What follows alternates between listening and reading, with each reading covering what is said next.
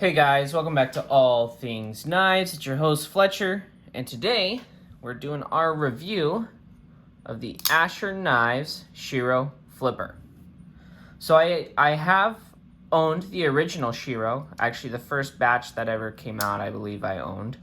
I did eventually end up selling it to buy another knife, but I'm actually really glad that I saw this and decided to pick it up because it really has been a pleasure to carry it these past couple of days. First off, let's go over just a little introduction. So this is from Asher Knives. It's called the Spiro. It's got a nice drop point blade with a saber ground. Asher Knives is denoted by this right here. Let me get it closer for you guys. It's got nice blacked out hardware. It's got like a steel blue G10 that's nice and smooth. Feels very, very nice in hand. See blacked out hardware. You can move the clip over to either side. It's a nice deep carry clip. It all looks very good. Nice contrast overall. Very nice looking blade and knife overall. The handle is nice and neutral. Fits very well in hand. Very comfortable. Even very comfortable in a reverse grip. You are able to access the liner with either hand. So even if you're a lefty, you can access it. It's going to be on bearings, which is probably why the action's so good. They all have very good fit and finish, and they should have a black G10 back spacer here on the back. I believe it's T6, T8 for the pivots.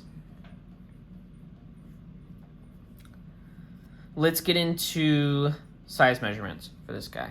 So this is a original design by Asher Knives, and he did a flipper variant on it.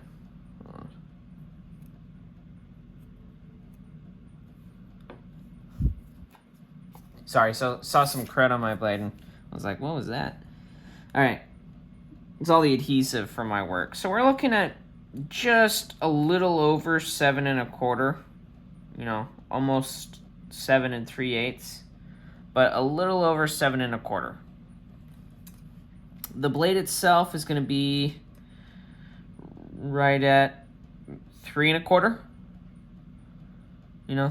Pretty healthy 3 1/4 with looks like maybe a little over 3 inches or about 3 inches of cutting length, which is pretty good, of cutting edge. Let's see how it stacks up with our comparison knives. So let's start with actually some of the other some of the other Asher knives. So compared to the Spiro. So we've got the Grandy. Grandy's a little smaller. And we've got the Nomad. Nomad, one of his first original designs. And then the Spiro was right after that. And you can see they're kind of very similar in size, but you can see how let's move these up a little bit for you guys. You can see how this is more, just straightforward, very simple. And then this has very simple lines as well. But it's a little beefier, because this is very thin. And then this is definitely thicker. It's a nice contoured handle. So you can see how he kind of just, you make some slight tweaks and you end up with a completely different knife that carries, almost completely differently, but gets the same job done.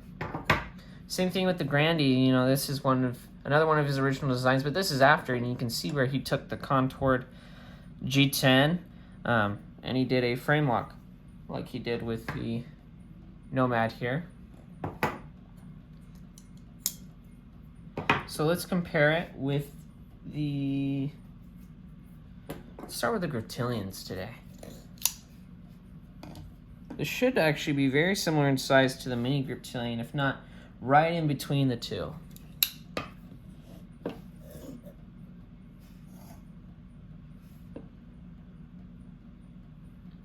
Yeah, I'm thinking it's, so from where I'm looking, they're a little crooked. Line them for you guys. Definitely the Asher is a little bit larger than the mini Griptilian, or in this case the mini RSK, Ritter Hogue, and definitely smaller than the full-size Griptilian. So if you like the mini grip, you want something a little larger, Spiro's gonna be perfect. Griptilian's too big for you, boom, Shiro fits right in there. Let's do the bug out. I think this will actually be very similar in size to the bug out. And then the actual mini Griptilian. Yeah, definitely larger than the actual mini Griptilian.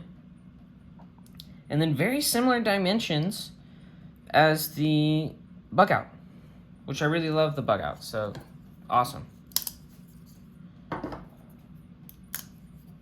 Let's check out the Rat 2.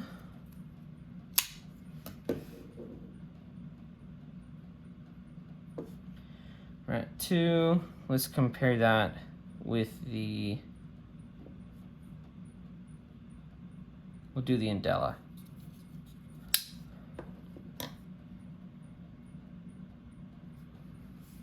So definitely a little bit larger than the Rat 2 and definitely smaller than the Indela. It's probably more of a Para 3 size knife, so let's grab our Para 3 lightweight next.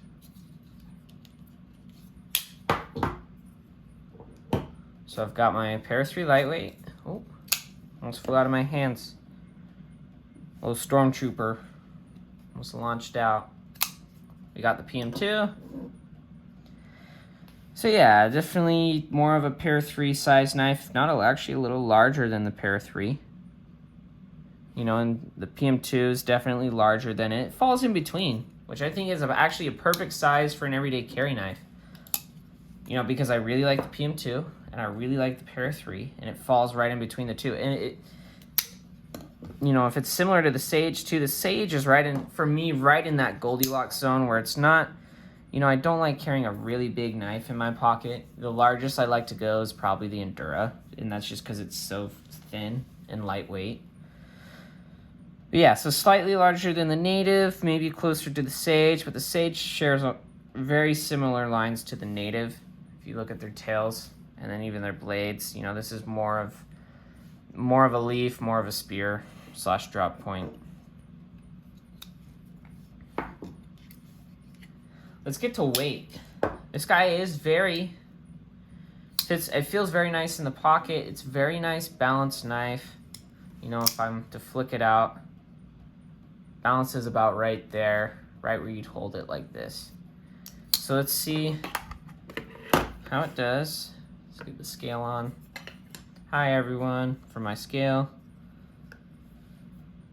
Oh, hold on, needs to turn on. 0, I did that maybe a little too soon. So 3.08, you could just say 3.1 or 3 ounces. So let's see what it's around. It'll probably be around the same weight as Mini RSK. Actually, so it's a little heavier than the Mini RSK. Let's see, what about the Sage 1? So it's lighter than the Sage 1, which is by no means a heavy knife. It's definitely heavier than the Native 5. Let's see, Para 3 lightweight. It's heavier than the Para 3 lightweight. Let's see, let's compare it to these other Ashers. So it's actually right in line with the other Asher. That's the Nomad there. The Grandy is very lightweight. Yeah, look at that. Definitely heavier than the Grandy. Definitely should be lighter than the Griptilian, yeah. Expected that one. Should be lighter than the PM2 as well. Yep. Then the Bradley. Yep, lighter than the Bradley. Should be around the same weight as the Rat 2, I think. So actually it's heavier than the Rat 2, which makes sense because it's a tad, you know, a tad longer. It's actually around the same weight as the Indela, which is a good weight. And heavier than the Mini Griptilian. So it's not too bad as far as what you'd carry in your pocket. You know, it's under 4 ounces. So it's going to carry very well. You know, even the heavier knives on the list are known comfortable EDCs for just, you know, a majority of the knife community. Let's go into some of the finer attributes of this knife. So very, very thin blade stock, which is very nice, very nice. Does a saber grind. Let's see how, it's probably not as thin as the Grandy, but overall, very thin. And I noticed that's just because the overall stock is very thin. When you're cutting through material, such as like the hard plastics that I have to cut through at work, or even cardboard, because the overall geometry is so thin, it glides very nicely, very smoothly. Feels very, very nice. And it's a standard drop point, which is probably my favorite blade shape to carry. If not, Warncliffs they do very well at my job because it's a lot of just utility cuts. A lot of push cuts, pull cuts. The contoured G10 handles with the smooth G10 feel amazing in the hand. Feel very nice. The flipper tab isn't bad. It almost needs a little, just a tad like the Grandy. Let's see, you see how the Grandy has that slight, not a major hook, it's perfect. It's perfect. The Grandy flipper, not even kidding, perfect. If they just did a little bit of that on this, oh my gosh, yeah, phenomenal. But just listen to those acoustics. So I'm not going to talk at all, and I'm just going to open this knife a couple times.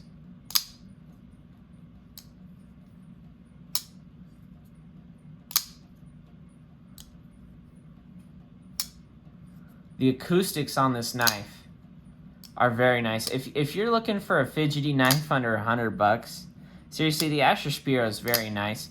Not to mention, it's a handsome knife. It's very clean. It's very clean. I carried this at work, and actually I was showing people at the knife counter at work. I was like, hey, check out what I got on me today. And their first thought was, man, that knife looks so good. And then they would go to flip it open, and they'd be like, oh man. And then I'd play a little game with them. I'd be like, guess how much that is? They'd always just be like, oh, it's like $150. And I'd be like, lower. And I'd tell them this knife is only $75.